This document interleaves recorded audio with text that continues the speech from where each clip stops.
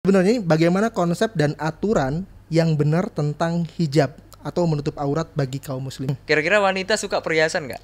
Banget, Ustaz. Ya sangat. Ya. Apa aturan menutup aurat wanita dengan laki-laki kenapa harus dibedakan gitu? Nah, Selamat datang di ruang tamu Jejak Sahabat. Assalamualaikum warahmatullahi wabarakatuh. Selamat datang di ruang tamu Jejak Sahabat. Alhamdulillah hari ini kita akan berbincang santai bersama guru kita Al-Ustadz Abu Yusuf Ahmad Ja'far. Ustadz, sehat Ustadz? alhamdulillah. Alhamdulillah. Ustadz dari Pasuruan jam berapa?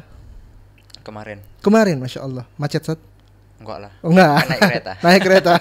Kalau naik kereta macet bahaya juga ya Ustadz. Iya, makanya. Masya Allah. Alhamdulillah. Ustadz, hari ini kita akan bahas sesuatu yang sebenarnya simple, cuman kadang-kadang dibikin mudah sama orang sehingga ya terlihat mudah, padahal ini krusial Ustadz. Sahih. Ya, tentang bagaimana budaya barat yang sudah masuk pelan-pelan ke ranah anak muda, yang notabene anak muda pemikirannya kritis, mulai disusupi pemahaman-pemahaman ala barat ini Ustadz. Salah satunya adalah cara berpakaian wanita muslimah yang notabene syariat mengajarkan untuk menutup aurat Ustadz. Nah, ini Ustadz ada pertanyaan Ustadz. Sebenarnya bagaimana konsep dan aturan yang benar tentang hijab atau menutup aurat bagi kaum muslimah Ustadz? Nah, bismillahirrahmanirrahim. Alhamdulillah wassalatu wassalamu ala Rasulillah wa ala alihi wa sahbihi wa mawalah. Kalau berbicara tentang syariat ya menutup aurat, Ya. kita harus berbicara kita sebagai hamba Allah. Mhm. Nah, itu dulu yang kita harus dudukkan. Ya. Hal Soalnya- utamanya itu Ustadz ya. Pertama, Mhm. kalau sudah kita bahas bahwasanya kita bukan hamba Allah, sudah beda sudah. Iya. Nah, beda. Tapi kalau kita sudah tahu bahwasanya kita ini hamba Allah, Mhm. ya, bahwasanya Allah lah yang mengatur kehidupan kita. Siap. Kemudian Allah juga sudah betul-betul hatta di dalam urusan pakaian itu pun diatur gitu. Mhm. Ya. Oleh karenanya kita harus tahu itu dulu. Ya, sehingga nanti itu diwajibkan ataupun ini nanti hukumnya sunnah ataupun yang lain itu hanya ngikut saja. Oh iya. Ya. Yang paling penting kita tahu dulu. Kita ini adalah hamba Allah yang diwajibkan untuk taat atas aturan Allah Subhanahu wa taala. Allah berfirman tentang masalah aurat, ya, batasan-batasan menutup aurat ya di dalam surat Al-A'raf ya. Ayat yang ke-26 Allah mengatakan, "Ya bani Adam, wahai anak Adam." Ya, qad anzalna 'alaikum libasa. Nah, Ya, telah diturunkan kepada kalian yaitu libasa, pakaian. pakaian. Ya. Apa gunanya pakaian? Yuwari sawatikum, untuk menutup aurat kalian. Oh iya. Bukan hanya itu, apa? Warisha. Oh. Apa warisha? Zina, perhiasan. Jadi selain pakaian itu adalah Menutup aurat. menutup aurat, dia juga perhiasan. Hmm. Yang mana notaben kita bahas tentang wanita ya. Kira-kira wanita suka perhiasan nggak? Banget Ustadz. Ya sangat ya. Makanya dengan pakaian itu ya, wanita itu sudah sesuai dengan fitrahnya. Pakaian di sini adalah pakaian yang menurut syar'i, Ya. bukan pakaian yang ditafsiri masing-masing ya. Yang ditafsiri oleh para ulama yaitu yang menutup aurat. Ya. Lalu kemudian apa kata Allah Subhanahu wa taala? Walibasut taqwa dzalika khair. Ya. Pakaian secara zahir ada, yaitu yang kemudian banyak sekarang ya kaum muslimah yang memang wajib memakainya. Ya. Kita katakan hukumnya wajib. Ya. Dari ayat ini, dari ayat-ayat yang kemudian nanti yang akan kita sebutkan, ya. Jadi aturan di dalam Islam itu memang wajib. Iya. Ini sudah tidak bisa lagi kemudian dibantah karena ini sudah ijma. Sepakat Ustadz. Sepakat. Jadi dalam permasalahan agama itu ada yang namanya usul dan furu'. Permasalahan kewajiban menutup aurat, terutama ini kita berbicara tentang muslimah. Ya. Ini sudah tidak bisa lagi kemudian orang misalnya liberal mengatakan, oh ini tidak wajib lagi. Sudah terbantah. Semua sudah terbantah. Karena ini sudah ijma, kesepakatan para ulama. Sehingga ketika menyelisih kesepakatan para ulama, udah selesai. Iya, iya. Ya, apa yang kemudian mau dicapai lagi ketika kesepakatan, kecuali memang ini masih khilafiyah. Nah, di situ boleh tuh masuk tuh. Masih ada ranah Ustadz, masih ya? ada ranah di situ. Tapi kalau ini sudah tidak ada. Ya, kemudian ada pakaian takwa. yang Pakaian lebih zahir. daripada pakaian zahir itu tadi. Ya. Dzalika khair, dan itu lebih baik. Makanya nanti ada kaitannya. Oh. Ya, ada kaitannya. Terkadang ada sebagian kaum muslimah mungkin zahirnya mungkin sudah menutup aurat, tapi Ya. mungkin ada perilaku-perilaku yang Iya, betul, yang Ustaz. kurang baik. Itu Kurang nanti baik. insya Allah ada kaitannya. Kemudian di ayat-ayat yang lain ya, di ayat-ayat Hmm. yang lain. Dan kita juga coba bicara logika saja. Ketika kita misalnya di pernikahan atau di undangan teman-teman kita, ya ada namanya dress code, ya ada namanya aturan pakaian lah ya. Misalnya harus pakai hitam semua, Ya. gitu ya, Atau putih semua. putih semua, ya di undangan tersebut. Kira-kira ketika kita pakai selain pakaian itu, pede nggak kita? Enggak. Ijo misalnya, Keder, Ustaz. keder, pasti kita. Di sisi lain kita jadi pusat perhatian. Iya, satu itu. Di sisi lain kita akan menjadi bahan omongan orang. Ya. Itu kan kita tidak pede. Betul, Ustaz. Itu aturan siapa? Aturan manusia itu, Pak. Itu aturan manusia yang punya hajatan. Iya. Nah, kita berbicara aturan Allah Subhanahu wa taala. Allah mengatur loh. Allahu Akbar, ya. Masa iya kemudian kita tidak mau? Allah yang menciptakan kita, kemudian Allah ngatur ini pakaian ini nih. Iya. Nah, pakai. Itu pun subhanallah ya. Aturan wanita menutup aurat itu kan hanya sebatas ketika nampak sama manusia. Iya.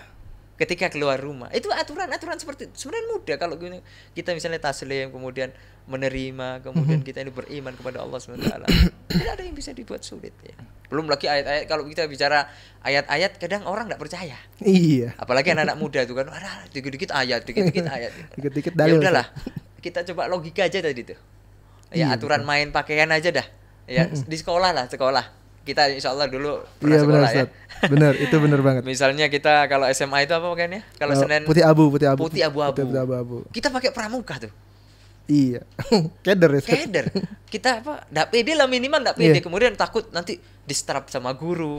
Itu kan manusia, sebatas manusia. Iya. Itu aturan pakai manusia. Ya, belum lagi nanti coba di dunia kerja lah. Iya. Yang mana kita memang harus pakaian kantor itu harus batik minimal. Kita pakai jubah. Iya. Kan kita diketawain, kemudian ndak lazim juga, kemudian dan sebagainya. Itu kemudian juga harus menjadi yang harus kita pikirkan di situ. Iya. Ya, sehingga bahwasanya pakaian itu sudah Allah Subhanahu wa taala ciptakan untuk kita untuk menutup aurat. Ya, lalu kemudian juga untuk perhiasan. Menutup aurat dan perhiasan. Dan itu indah sekali. Iya, iya. Ya, belum lagi nanti surat Al-Ahzab ayat 59, belum lagi surat An-Nur, Yeah. belum lagi hadis Rasulullah SAW yang mengatakan wajibnya hijab, wajibnya menutup aurat, belum lagi kemudian ijma para ulama itu Masya sudah Allah. selesai gitu. Kita nggak ada celah buat. Nggak ada celah, nggak ada. Nah, Ustaz, cuma kadang-kadang Ustaz di kalangan anak muda ini mungkin yang teman-teman kita yang baru mengenal syariat, mereka kadang-kadang merasa nggak adil katanya. Nggak adil. Kok beda ya? Aturan menutup aurat wanita dengan laki-laki, kenapa harus dibedakan gitu? Nah. Itu bagaimana Ustaz menurut syariat? Taib. Dalam sebuah hadis Rasulullah SAW mengatakan ya, innamal mar'atu syaqaiqur rijal. Sesungguhnya perempuan itu ya hukum asalnya sama. Peraturannya dengan laki-laki. Ya, itu secara umum. Kecuali di hal-hal tertentu yang memang ada dalil khusus yang membedakan. Nah, jadi jangan kemudian disamaratakan. Kita kok dibeda-bedakan? Enggak. Iya, iya. Ya, Rasulullah SAW mengatakan syaqaiqur rijal. Al-mar'atu syaqaiqur rijal. Sama. Ya, tapi ketika Allah Subhanahu wa taala sudah membuat aturan beda, pasti ada hikmahnya. Iya. Ya, apa hikmahnya? Allah Subhanahu wa taala berfirman itu dalam Al-Qur'an itu, ya tentang apa sih hikmahnya kok perempuan tuh harus menutup aurat. Ya. Di antara hikmahnya apa? Fala yu'dzain, agar wanita itu tidak diganggu. Wih, ajib baris Ustaz, ya. Apa kemudian wanita secara fisik lemah atau kuat? Lemah Ustaz. Lemah. Iya. Ya, lemah. Nah, kemudian sekarang kalau kita berbicara tentang di negara-negara kafir atau kemudian kita bandingkanlah dengan negara-negara Islam yang masih menjaga auratnya, masih menjaga wanita-wanita menjaga auratnya begitu. Banyakan mana perzinahan, kemudian gangguan terhadap wanita, itu banyakan mana? Coba kita hitung tuh. Kita lihat statistik tuh. Ya, di dunia nyata, jangan kemudian kita dikit-dikit dalil, enggak, kita dunia nyata lagi. Faktanya mereka yang berat. Siapa yang kemudian mereka akan mendapatkan kesengsaraan, kemalangan? Banyak dari kalangan mereka. Kadang mereka nggak sadar, kemudian merasa udah adil, kemudian bawa-bawa lagi emansipasi wanita, bawa-bawa lagi kita hak asasi manusia. Iya, hak asasi manusia segala macam. Masya Allah. Jadi memang ada hikmahnya. Kita dibedakan dalam urusan warisan, dalam urusan banyak hal lah. Misalnya mahram, ya banyak. Oh, iya. Ya ketika safar itu kan memang hanya untuk melindungi wanita sebenarnya. Masya Ya, Allah. itu menunjukkan kalau kita betul-betul belajar. Makanya ada di dalam kitabnya Syekh Muhammad At-Tamimi itu yang berjudul Fadlul Islam.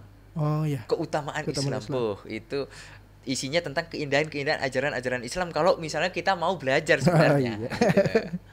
Masya Allah. Jadi sebenarnya pada dasarnya marwah dan rijal itu sama, Ustadz. Mar'ah dan rijal sama. Sampai akhirnya turun dalil bahwa Khusus. ada ayat untuk wanita untuk melindungi mereka ternyata ya. Iya, untuk melindungi mereka.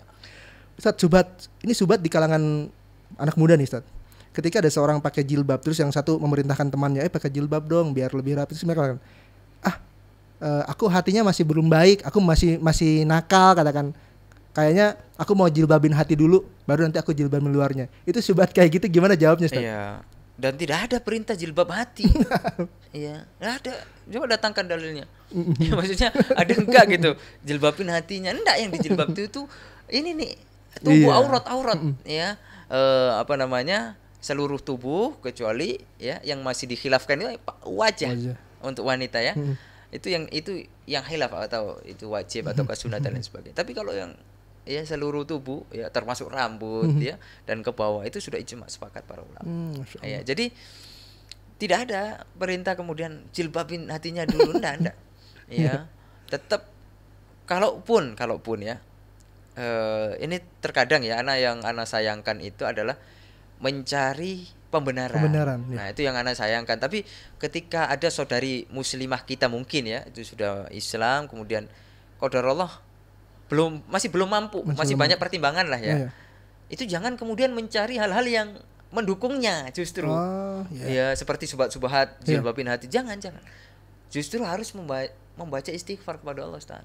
Ya, membaca banyak doa Rabbana ya la tuzigh qulubana ba'da idh hadaitana, atau kemudian Rabbana zalamna anfusana wa illam taghfir. Ya Allah, kita ini masih belum mampu melaksanakan kewajiban ya.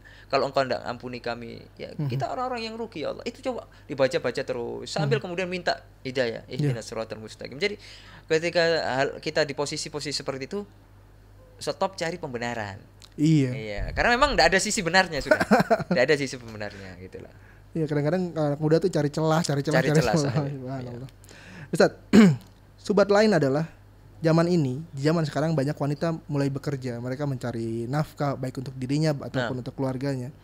Dan akhirnya menjadi subat yang sangat keras, yaitu kalau pakai jilbab itu menghambat wanita untuk berkarya, Ustaz. Masya Allah. Sampai seperti itu, Ustaz. Iya, itu gimana, Ustaz? Nah, memang hukum asal wanita itu memang di rumah. Pada dasarnya harus di rumah. Pada dasarnya, ya Allah mengatakan waqarna fi buyutikunna. Ya, maka hendaklah kalian tinggal di rumah-rumah kalian. Ya, kita lihat kalau kita melihat pada zaman para ulama lah ya yang terdekat, ya. Karya terbesar mereka itu apa? Wanita-wanita muslimah itu ketika mereka di rumahnya memiliki karya-karya besar. Apa? Melahirkan para ulama. Anak-anak yang soleh. Terkadang kita karya itu hanya sebatas materi, hanya sebatas duniawi. Apa? Materialistik lah. Iya betul. Ya, itu sebuah karya katanya. Sedangkan karya-karya yang kemudian berbau-bau Islam itu bukan karya katanya. Ya, itu kan kemudian ya apakah itu adil gitu ketika kita menilai bahwasanya karya itu hanya materi dan lain sebagainya. Kemudian itu dari sisi satu ya. Lihat bagaimana wanita-wanita terdahulu, ibunda-ibunda para ulama. Ya ada buku bagus itu ya, Ibunda Para Ulama. Oh ya. Berarti itu kan nggak mungkin ada seorang laki-laki hebat, anak yang hebat lahir sendiri. Ada nggak? Mungkin nggak? Pasti ada di belakang itu wanita. Ada ibu, Ustaz. Kan sering sering didengung-dengungkan. Di balik laki-laki hebat ada siapa? Ada perempuan. Ada wanita. Sebenarnya itu karya terbaik perempuan itu. Ketika laki-lakinya misalnya suaminya adalah orang hebat, anaknya adalah orang hebat yang bisa berbuat untuk dakwah ya, kemudian membantu juga banyak orang. Itu karya hebatnya sebenarnya. Ya. Kemudian taruhlah kita di sisi yang kedua, kita bicara materi. Ya. Apakah sudah disurvei bahwasanya orang-orang yang kemudian berhijab lalu kemudian tidak punya karya sama sekali, tidak punya penghasilan sama sekali? Tidak juga. Sebenarnya kalau lebih luas kita nemu. Antum tahu ya, owner rata-rata owner travel yang kaya-kaya itu siapa di antaranya? Ibu-ibu, emak-emak. Iya benar, ibu-ibu. Loh, kita tahu sendiri di lapangan tuh. Ya meskipun ada suaminya juga. Itu dan mereka alhamdulillah menjaga aurat, menutup aurat, menjaga dirinya. Apakah kemudian mereka terkekang, kemudian mereka merasa tidak bisa menghasilkan duit? Enggak juga. Enggak ya. Nah, jadi apa ya istilahnya, lagi-lagi tadi itu pembenaran sebenarnya. Ya bilang aja kita tidak mau pakai jilbab, udah gitu aja. Cari celah lagi, cari celah lagi.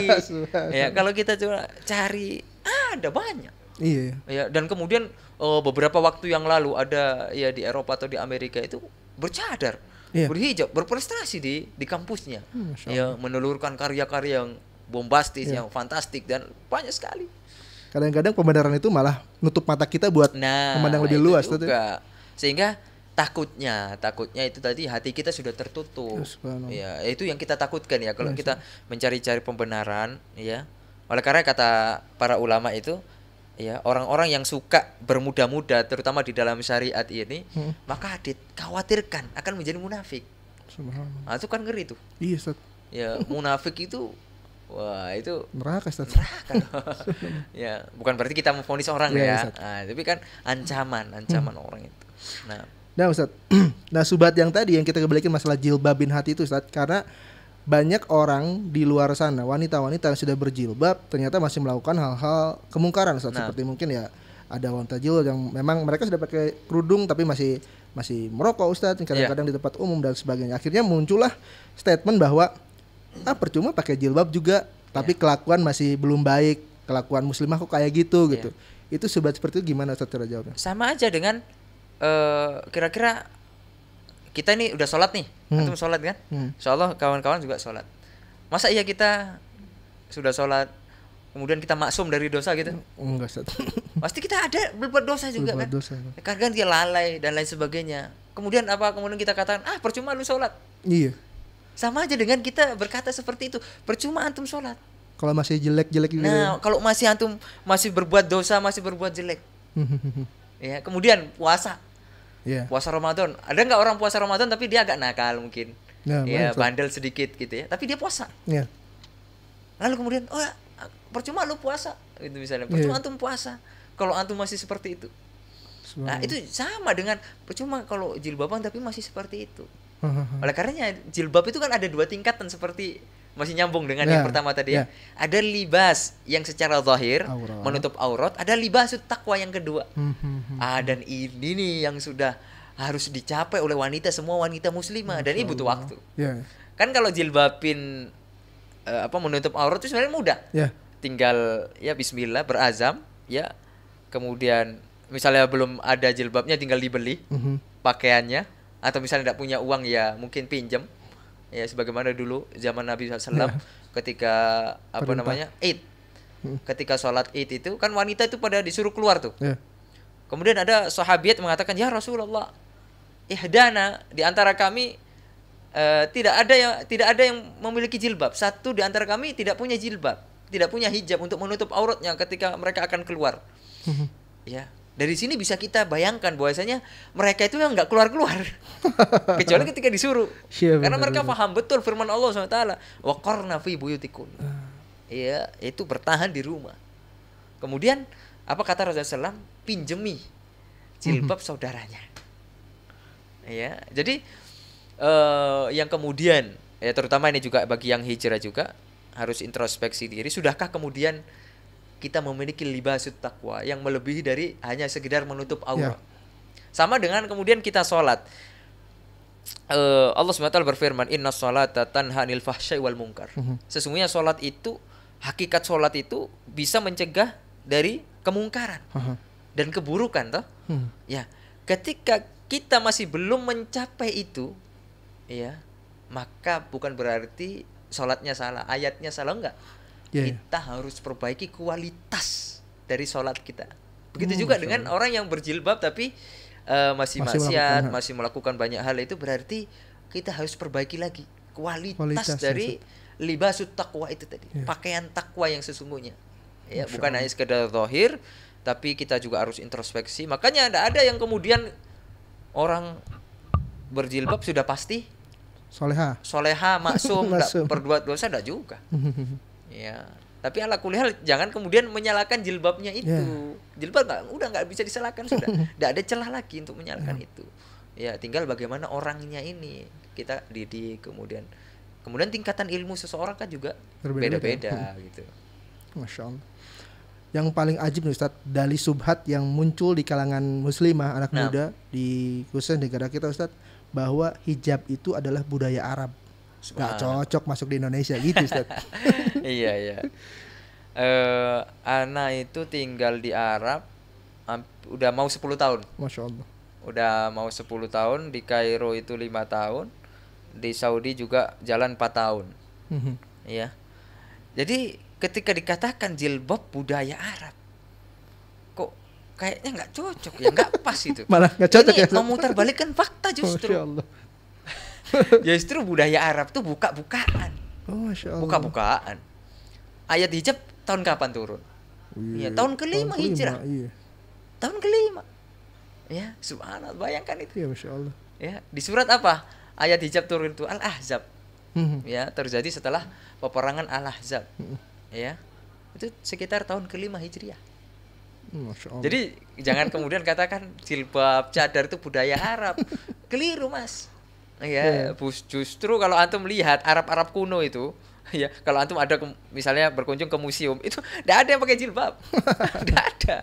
Ya, justru mereka buka-bukaan, kemudian ya bahkan mereka itu kebiasaan mereka apa? Arab-Arab jahiliyah dulu tawaf di Ka'bah dengan keadaan telanjang. Huh? Telanjang. Sebagaimana disebutkan oleh Allah dalam Al-Qur'an surat Al-A'raf. Ya. Jadi nggak perlu kemudian kita putar balikan fakta lah. Ya, kita harus lihat fakta. Kita cari itu kebenaran dan fakta. Ya gitu. Buktilah, jangan kemudian mengikuti hawa nafsu, jangan kemudian ngomong itu hanya berdasarkan asumsi ya, sehingga kita ceplos-ceplos tanpa ada data yang valid dan sebagainya. Masya Allah. Jadi pembenaran itu malah jadi bumerang. Jadi bumerang kepada diri sendiri sebenarnya. Bisa terbantahkan subhat satu persatu. Ya. Karena memang sudah ada jawaban sebenarnya Ustaz ya. Udah ada. Insya Allah. Nah Ustaz, nasihat untuk muslimah Ustaz yang kadang-kadang sulit untuk berjilbab tapi sudah ada keinginan tapi sulit untuk berjilbab.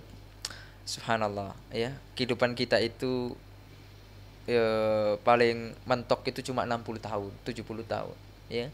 Sebagaimana sabda Rasulullah SAW, a'maru ummati ma baina sitin wa sab'in. Umur umatku itu antara 60 sampai 70 tahun. Nah, kemudian belum lagi dipotong balik 15 tahun misalnya. Belum lagi dipotong waktu tidur kita tuh. Bisa 20 tahun kita tidur tuh. Jadi berapa usia produktif kita untuk beribadah kepada Allah Subhanahu wa taala. Ingat bahwasanya waktu ini sebentar. Waktu kehidupan dunia ini sebentar, ya. Dan nanti ada lagi hari pembalasan. Oleh karena sahabat Ali mengatakan apa? Ya, bahwasanya kehidupan dunia ini amalun bila hisab. Yaitu kita beramal memang enggak nampak hisabnya. Kadang kita masih emang ada. Iya, benar. Karena yang berbicara itu kenapa kita selalu di dalam Al-Qur'an itu ya bil ghaib. Iman bil ghaib.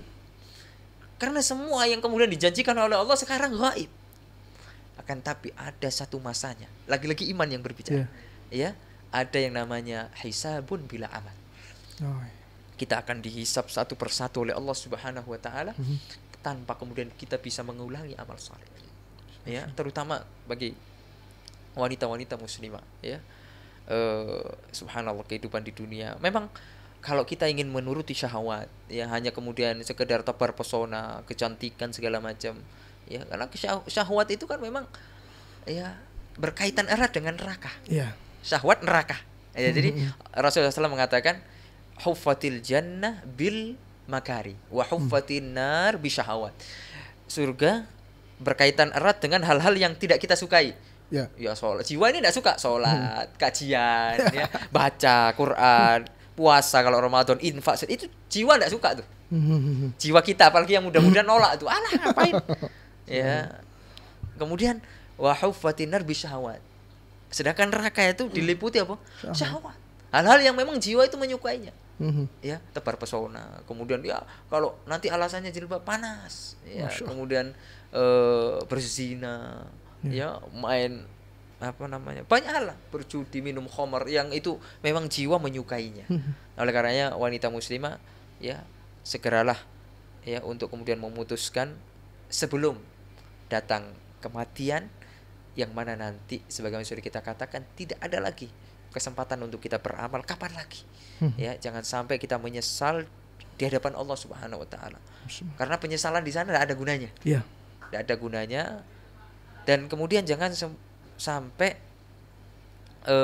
ketika kita sudah sudah niat lalu kemudian ragu-ragu sehingga kita udah tidak mau lagi. Udahlah, bismillah, yakin, ya, minta tolong kepada Allah SWT, karena kita tidak bisa untuk kemudian beramal soleh kecuali dengan pertolongan Allah. Ya, jadi yang harus diingat adalah senantiasa meminta pertolongan Allah, kemudian perbaiki circle kita. Oh iya. Nah, jadi wanita-wanita muslimah, akhwat, kalau sudah mau hijrah, ya, circle-circle yang dulu, yang teman-teman akrab yang mungkin masih banyak pergaulan-pergaulan bebas, yang mungkin tidak pakai hijab, mungkin itu agak bukan kemudian kita buang itu, ya, nggak berteman lagi, enggak, mungkin disaring, diseleksi lah, selektif lah istilahnya. Teman-teman akrab dengan yang mungkin yang ya sudah salihah, ya, sudah agar ngaji, ya sudah ngaji, agar bisa mengarahkan kita ketika kita futur, ketika kita ini, sehingga udahlah, ya, jangan kemudian membayangkan bahwa negeri ini akan kekal, negeri ini akan terus kita di atasnya selamanya, ndak, ya, cepat atau lambat kita akan mati, ya, jangan sampai itu menyesal, dan kehidupan neraka itu wallahi tidak akan enak, ya. Barakallahu fikum. Masya Allah Ustaz, jazakallahu khairan Ustaz. Sahabat muslimah, intinya jilbab itu tadi dikatakan wajib. Kerjakan dulu yang wajibnya. Urusan nanti perbaikin terus, perbaikin kualitas. Perbaikin circle, insya Allah mudahkan. Intinya semangat, perkuat iman agar kita rela dan ridho untuk melakukan perintah Allah menggunakan hijab. Terima kasih untuk Safar Mulia dan Porty Goods untuk membantu jalannya acara ini. Semoga Allah ganti dengan pahala yang sangat banyak. Saya Femi Abu Muhammad undur diri. Sampai jumpa di ruang tamu berikutnya. Assalamualaikum warahmatullahi wabarakatuh.